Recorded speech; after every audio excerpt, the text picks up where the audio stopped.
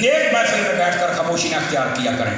اب جو حج پہ جائے نا تو اس کو یہ حدیث یاد آئے گی کہ یار میں نے بھی لبیک کہا تھا. سبحان اللہ.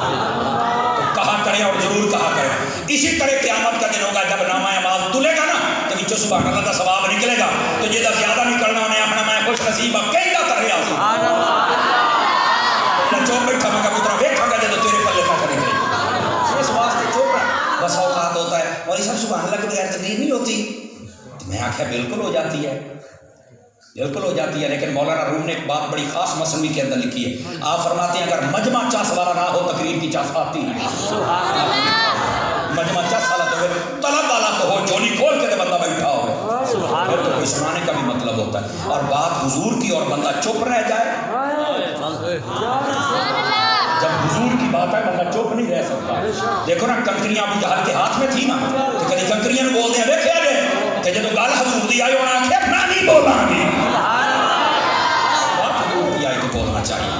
اللہ تعالی ہم سب کو محبت اور ذوق والا دل عطا فرما دے, عشق والی زندگی عطا فرما دے. پھر پتہ چلے گا اصل یہ عشق والا راستہ کیا ہے.